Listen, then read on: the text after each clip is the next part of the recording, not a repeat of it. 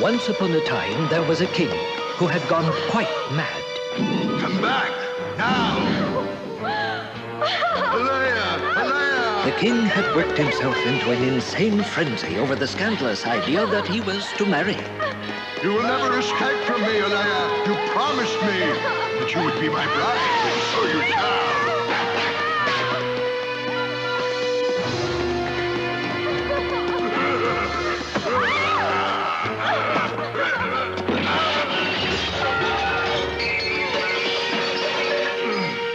Can't escape, Alea. I'll find you. You are to be my queen. Alea!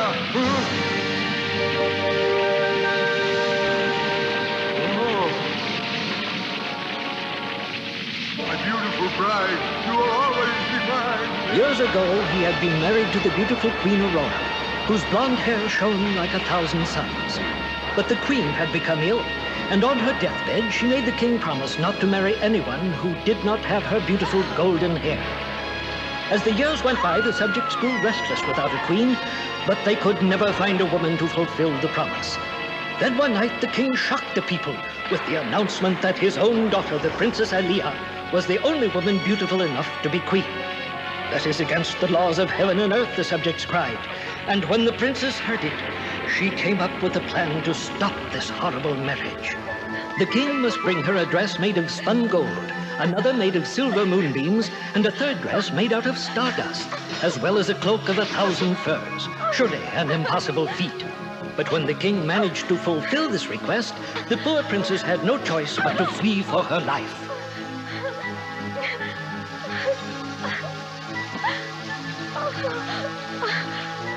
And so, in the dark of night, she left the mad king behind in his burning castle. With her dresses and cloak, she ran till she could run no more. Freezing and alone, she put on her cloak of 1,000 furs.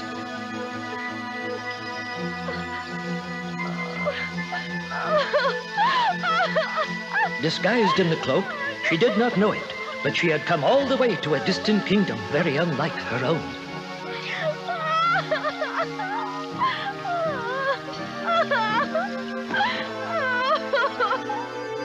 What's that? Oh! Hey! Hey, it's a hermit! Let's get him! Yeah! Oh, hey, it's a hermit! It's a girl! It's a girl!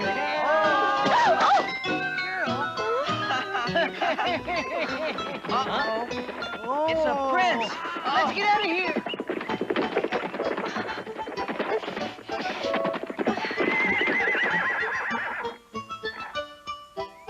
Your Highness, it's a girl. Please, do not be frightened. You are safe in my kingdom. You look as if you've come a long way. You must be hungry. Bring her to the palace so we can give her some food. Sire, you can't mean that. You heard me. Next thing you know, he'll be asking me to build that thing a nest. All right, pick yourself up again, you. Let's get a move on. Simon, carry the young lady's bag for her, What? please. Oh, but... Well, let's have your bag, then. Ah! What kind of a creature is this?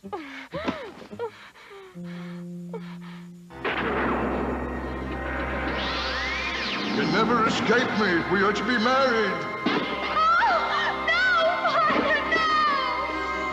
And so the princess, haunted by the image of her father, found herself in a strange kingdom in a most extraordinary disguise. Well, what have we here? The prince's latest pauper? Listen, I have plenty for you to do in the pantry, so get yourself up off the floor and get down there right away. And make it quick. You haven't got all day.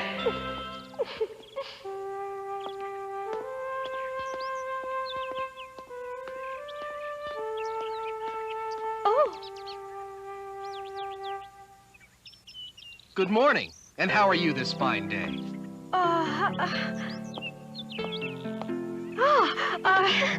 Oh, I'm sorry. Let me get that for you. No. Huh? Wait, don't go. I wonder if I did something to offend her. So the beautiful Princess Alea settled into her new life as a lowly scullery maid. Even though she was far from home and the royal life she was used to, she didn't mind, because she thought anything would be far better than having to marry the mad king. Then it came to pass that a magnificent ball was to be held for the prince. People came from far and wide, and the whole palace made ready for it. All of the servants in the castle worked with a frenzy to please their beloved prince. Even Aliyah did her part by keeping the pantry floor swept. She was accustomed to attending royal balls as a guest and not as a servant. She longed to join in the celebration. The music reminded her of what it had been like before the madness had taken her father. How she had loved to dance with him. You dance wonderfully, Father.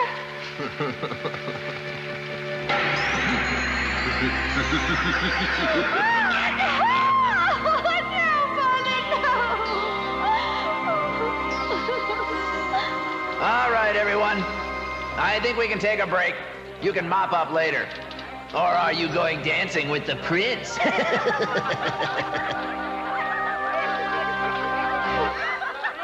The royal ball was magnificent, complete with princes and princesses and delightful music. Aliyah could no longer stand being apart from the elegant life she had learned to love. She went to her tiny room and pulled her bag out from under her cot. She took out the dress made of spun gold. It shimmered and glistened magically. She forgot her troubles for a moment and basked in the warm glow of the dress. Dreaming of her meeting with the prince by the well, she decided to go to the ball. For the first time since her father had gone mad, she felt happy and looked forward to meeting the kind prince on equal terms.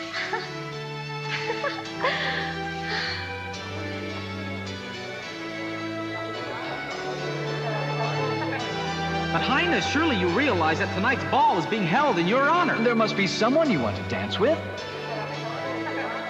Huh? Oh. A brilliant glow from the ballroom door stopped all activity in the room. The guests were awestruck by the bright and glowing gown of Princess Aliyah. Enjoying the attention, Aliyah began to make her way toward the prince. The admiring crowd parted for her, leaving Aliyah face to face with Prince Alexander.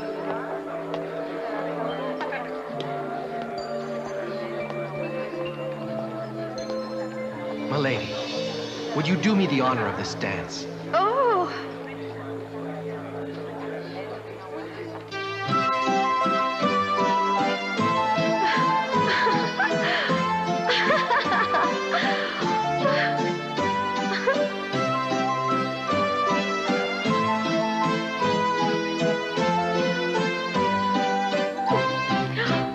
I have never danced with a princess quite like you before.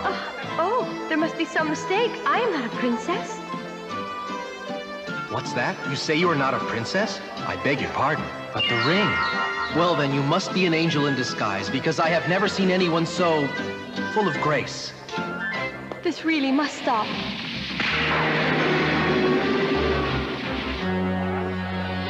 No, it isn't right. What? I'm sorry. Oh, wait! Come back! Excuse me. Excuse me!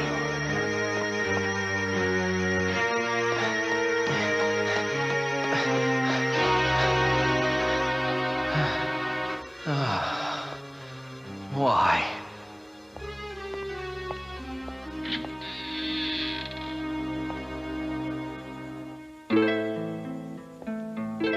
What happened? Oh, nothing. Oh well. Good night, then. Aliyah was glad she had remained anonymous, for she was still terribly troubled by her past. But she was also disappointed that the prince had not recognized her, for she was beginning to fall in love with him. And so, for the prince and princess, the lonely days came and went.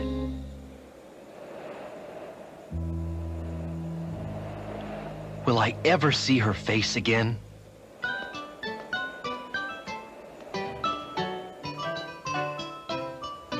I haven't seen you in a while. Have they been keeping you busy? Yes, Your Highness.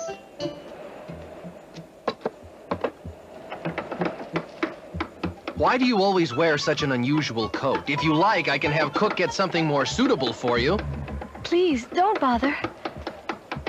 Do you have a family? No, I have no one. My mother died a long time ago. I see.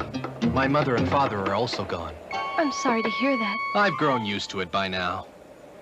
And besides all that, I seem to have many more friends now. Huh? Oh.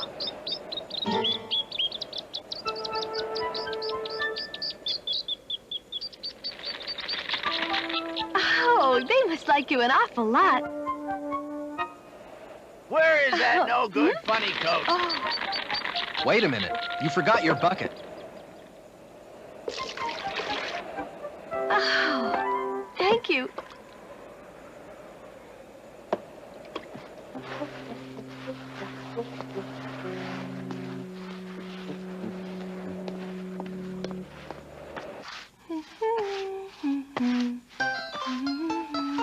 Hey, Chef! Huh? The prince has called for a ball tonight, and he wants full regalia. There's no way I can do that. You had better. It's the prince's command. Ah, ball tonight. Oh. Hey, funny coat. What have you got to be so happy about anyway? Did you get yourself invited to the ball tonight? We don't have time for your impossible daydreaming. Now go get the firewood. Yes, sir. And later that night, the princess crept up to her tiny room and put on the dress made out of silver moonbeams.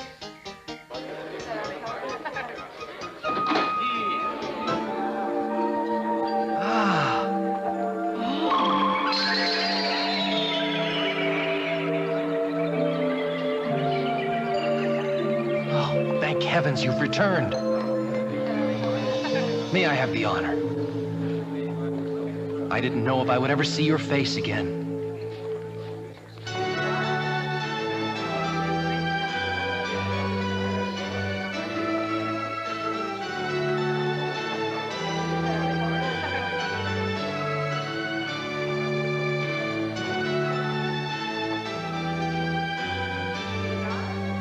What made you leave so suddenly? Was it something I said? Oh, no, it isn't that. Could I ask you something? Would it matter to you if I weren't a princess? Of course it wouldn't. I don't care where you come from or whether you're a princess or not. Do you believe me? Oh.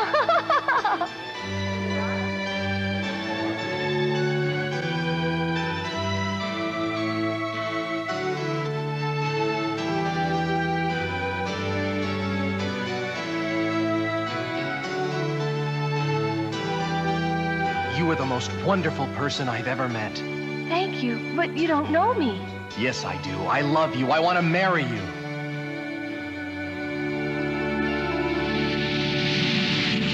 You are going to marry me. Oh, I'm sorry.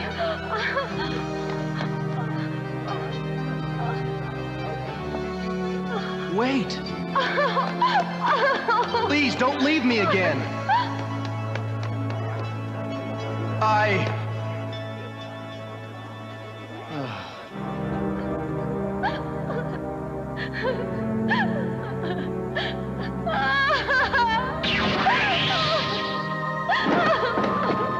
have fulfilled my part of our arrangement. Now it's your turn.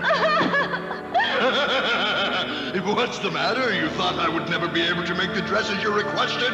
Well, my dear, it was no problem for me. Come here now and be my bride. Your Majesty, you must stop this right now. You know it's against the laws of heaven and of earth for a father to marry his own daughter. Get away! Your Majesty, please, it's not fitting of royalty. Have you forgotten your mother's last wish? It's time. I promised your mother on her deathbed to only marry someone as blonde and beautiful as she was, and I intend to keep my promise. You are the only one who can fulfill the promise because you have the same blonde hair. You must get ready for the wedding. Please, Your Majesty, stop this. You're much too ill. I'm not too ill. It's my wedding day. She promised to be my bride. You must take your medicine. Oh, what's to become of me? Leia, you must.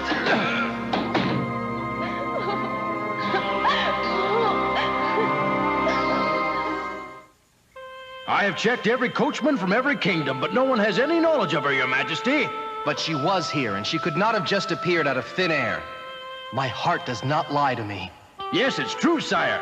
We did all see her, but I can't imagine how she walked from here without a carriage in all of this snow. I don't know. Who was that princess anyway? Even though she was haunted by nightmares of the Mad King, Princess Alea remained a dutiful servant at the palace of the kind Prince Alexander. Huh? Well, I see that you have become a real favorite with the birds. Oh, I'm very sorry. I really didn't mean to interfere. You're not interfering. They really are very fond of you. You think they are? Yes, I do. And any friend of the birds is a friend of mine. Huh? Oh. My lord, tell me what troubles you so that I may repay your kindness. I don't really want to burden you with my problems. They tell me that a suitable bride has been picked out for me. A bride, sir? The elder statesman says it is for my country's future that I must marry. And I have to let them know at the ball tonight what my decision is. But so soon? I don't have much choice in the matter. Oh. But I thought... What? Hey, funny coat. Huh? You know, these cinders aren't gonna walk out of the stove by themselves. I guess you better get back to the kitchen before he gets angry. Yes.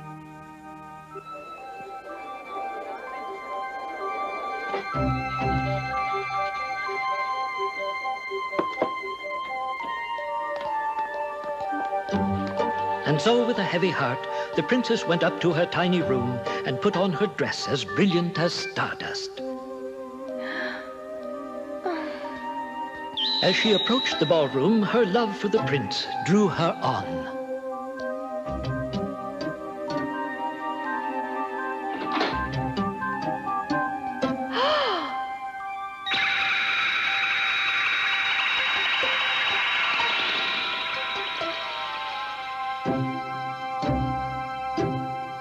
This can't be.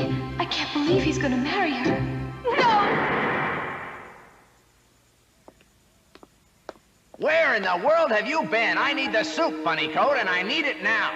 Right away, sir. And remember, not a single hair in it. You got that? Or it's off with your head. Yes, sir.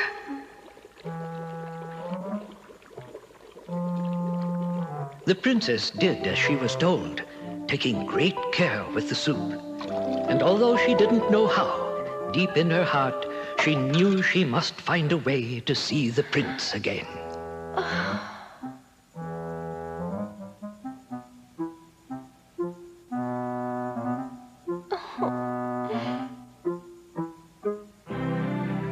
It was then she remembered how he had noticed her ring.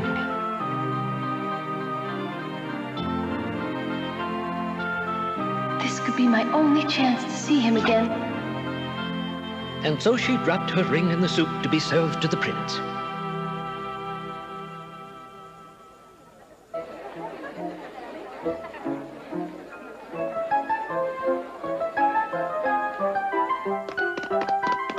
Hey, Chef, the prince wants to see the person who made that soup right away. Huh?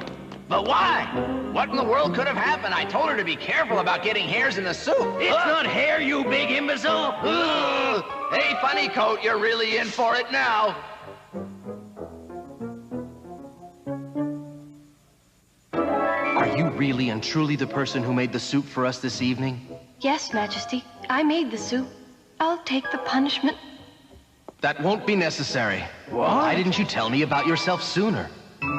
I believe this is yours.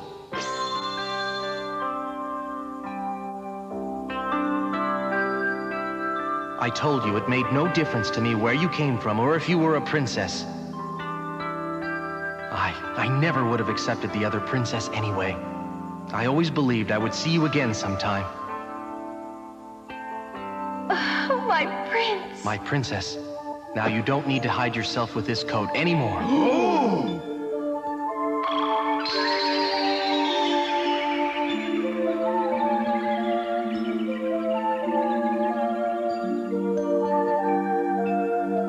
Oh, Your Highness, please don't do that. Making the soup isn't your job. Perhaps not. but I prefer making the soup from my own recipe. Well, if you put it that way. Where do you want these buckets of water? Oh, Your Majesty, please be careful. Let me get that for you. Oops.